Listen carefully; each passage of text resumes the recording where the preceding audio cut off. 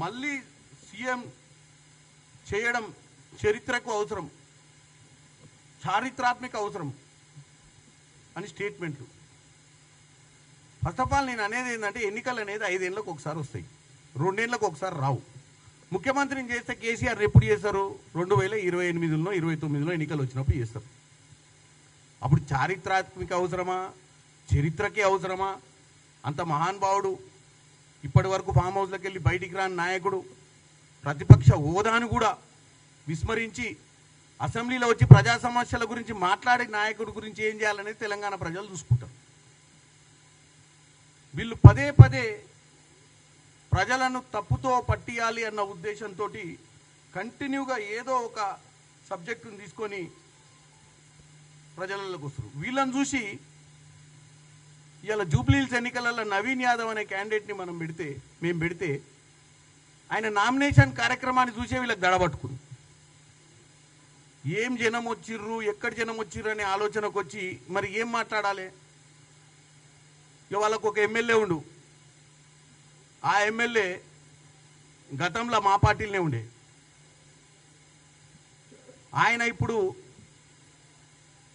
అక్కడ వచ్చిన జనాన్ని ప్రజలను తప్పుతో పట్టినికే మొత్తము అంతర్రాష్ట్రీయ ముఠా, అంతర్రాష్ట్రీయ ఏమంటారు మాఫియా, అంతర్రాష్ట్రీయ ఏమంటారు వాళ్ళంతా గుండా దాదాగిరి చేసే వాళ్ళు అందరూ ఒకడ జమ అయ్యారు.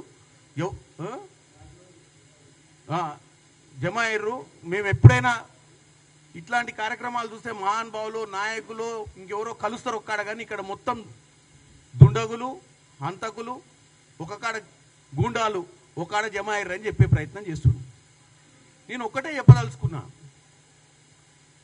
ఆ ఎమ్మెల్యే ఇచ్చిన మాట్లాడిన మాటలు బట్టి చూస్తేనే ఎన్నికలు అయిపోయినట్టు. ఎందుకంటే ఇటువంటి స్టేట్మెంట్లు నేను ఎప్పుడు వినలే. గతంలో ఎన్నో ఎన్నికలు చూసినాం, వచ్చిన వాళ్ళు గూండాలని. కార్యక్రమానికి అంతర్రాష్ట్రీయ అంటే రాష్ట్రాలు, ఎన్ని రాష్ట్రాల నుంచి మరి నవీన్ యాదవ్కి ఫాలోవర్స్ ఉంటే మరి వచ్చిర్రు అనేది మనం అర్థం చేసుకోవాలి. వీళ్ళ గుండెలు దడబెట్టే విధంగా నామినేషన్ కార్యక్రమం జరిగిందంటేనే అయోమయంలో పడ్డ బీఆర్ఎస్ పార్టీ చివరికి క్యాండిడేట్ విషయంలో కూడా అయోమయంలో పడిపోయారు దెబ్బ కొడితే. మొదట్లో ఇచ్చిన క్యాండిడేట్ కాకుండా రెండోసారి మరొక బీఫామ్ ఇచ్చి విష్ణువర్ధన్ రెడ్డితో నామినేషన్ ఎందుకు వేయించారో జూబ్లీహిల్స్ ప్రజలు ఆలోచించాలి. ఆల్రెడీ పట్టాలు తప్పిపోయారు, కవర్ చేసుకోనికే ఇక అగ్రెసివ్గా బామర్దులు ఇద్దరు హైదరాబాద్ చుట్టూ తిరుగుతుర్రు, ఆ దవాఖానా ఈ దవాఖానా పొద్దు నుంచి. ఏదో విధంగా తెలంగాణలో జూబ్లీహిల్స్ ఎన్నికలు జరుగుతున్న నేపథ్యంలో హైదరాబాద్ ప్రజలను తప్పుతో పట్టియాలి. జూబ్లీహిల్స్ ప్రజలను మేమున్నప్పుడే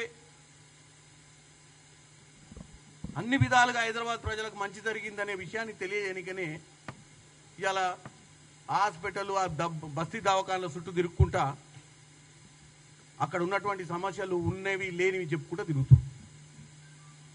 వీళ్ళ హయాంలో ఉస్మానియా దవాఖానానే కూలగొట్టేద్దాం, ఎందుకు మనకు అవసరం లేదు, మొత్తం ప్రైవేట్ హాస్పిటల్లోనే వైద్యం చేసుకుంటే బాగుంటుంది ప్రజలు, ఎందుకంటే మన ప్రైవేట్ హాస్పిటల్ అన్నీ మన చుట్టాలే కదా, మన పెట్టుబడులన్నీ ప్రైవేట్ హాస్పిటల్లో పెట్టాం కాబట్టి ప్రైవేట్ హాస్పిటల్లే నడిపించాలన్న ఆలోచన ఎవరిదో తెలంగాణ ప్రజలు గమనించాలి, జూబ్లీహిల్స్ ప్రజలు కూడా గమనించాలి. వీళ్ళ హయాంలో కోవిడ్ సమయంలో కూడా మొత్తం దోసుకుర్రు ప్రజల్ని, ఆరోగ్యశ్రీ ఆచరణలకు తీసుకురాలే. వీళ్ళ హయాంలో హాస్పిటల్ ఇన్ఫ్రాస్ట్రక్చరు, గవర్నమెంట్ హాస్పిటల్ అనేది ఉండొద్దు అన్న విధంగానే వీళ్ళు పరిపాలించారు తప్ప ఇవాళ వచ్చి కేవలం జూబ్లీహిల్స్ ఎలక్షన్లకు హైదరాబాద్ ప్రజల్ని తప్పుదో పట్టించే ప్రయత్నం చేస్తున్నారు. ఇకపోతే ప్రతిసారి ఏ సబ్జెక్టు తీసుకున్నా వీళ్ళు ఒకే ఒక సబ్జెక్ట్ పట్టుకొని వస్తారు. ఏమని? దానం నాగేందర్ గారిని ఏదో ప్రచార కమిటీ సభ్యుని చేసినందుకు, స్టార్ క్యాంపెయినర్ లిస్టులో వేసినందుకు దాని గురించి మాట్లాడుకుంటే దానం నాగేందర్ గారు పార్లమెంట్, ఇప్పుడు నేను ఒకటే చెప్తున్నా, దానం నాగేందర్ గారు గతంలో ఆయన ఆల్రెడీ స్పీకర్ గారికి వివరణ ఇవ్వాల్సిన అవసరం, వివరణ ఇస్తారు. మీ హయాంలో తలసాని శ్రీనివాస్ యాదవ్, సబితా ఇంద్రారెడ్డి గారు ప్రమాణ స్వీకారం, మంత్రివర్గ ప్రమాణ స్వీకారమే చేసిరు. వేరే పార్టీలో గెలిచి డైరెక్ట్గా మీ పార్టీలో జాయిన్ అయ్యి మీ పార్టీల మంత్రివర్గ ప్రమాణం స్వీకారం చేశారు మొట్టమొదటి రోజే. అంటే ఆ రోజు గుర్తుకు రాలేదా? ఇవాళ కేవలం జూబ్లీహిల్స్ ఎన్నికలల్లా ప్రచారానికి వస్తుండనో ప్రచార కమిటీలు వేసిర్రని చెప్పో మీరు ఏదో మాట్లాడుతున్నారు కదా. మీరు అల్టిమేట్గా ఈ ఎన్నికల్ని దృష్టిలో పెట్టుకున్నట్టు మాట్లాడినట్టు ఉంది. సరే, స్పీకర్ ఏం నిర్ణయం తీసుకుంటారు, స్పీకర్ ఈ ఎమ్మెల్యేల విషయంలో ఏం తీసుకుంటారు, సుప్రీంకోర్టు స్పీకర్కి నివేదిక ఏమని చెప్పింది, స్పీకర్ దాని సంగతి చూసుకుంటారు. మీరు పదే పదే ఎన్నికల సమయంలో ఏదో ఒకటి మాట్లాడాలని, రెలవెంట్ ఉన్న సబ్జెక్టు, రెలవెంట్ లేని సబ్జెక్టు, కనెక్టివిటీ ఉన్న సబ్జెక్టు, కనెక్టివిటీ లేని సబ్జెక్టు మాట్లాడుకుంటా ప్రజల్ని తప్పుతో పట్టించే ప్రయత్నం చేస్తున్నారు. దాంతోపాటు ఏ సబ్జెక్టు దొరకకపోతే ఓట్ చోరీ అదొక నినాదం తీసుకురు. ఒక్కసారి ఆలోచించాలి జూబ్లీహిల్స్ ప్రజలు. 23 దాకా అధికారంలో ఎవరున్నారు? ఓటు నమోదు కార్యక్రమాలు 23 దాకా జరిగినప్పుడు అధికారంలో ఎవరు? జూబ్లీహిల్స్ ఎన్నికలల్లా 20,000 ఓట్లు తప్పిదాలు జరిగినాయని చెప్పి ప్రెస్ ముందుకు వచ్చి మాట్లాడారు ఓపెన్గా. అంటే ప్రజల్ని కన్ఫ్యూజ్ చేయనికే 20,000 ఓట్లను ప్రస్తుత ప్రభుత్వము ఎన్నికలు గెలవనికే నమోదు చేయించుకుర్రు, ఎక్స్ట్రా ఓట్లు వచ్చినాయి, దీని గురించి ఏదో ఒకటి చేయాలని చెప్పి రచ్చరచ్చ చేసారు. తీరా చూస్తే 1,200 కోట్లు ఉన్నాయని చెప్పి హైకోర్టులో కేసు ఫైల్ చేశారు.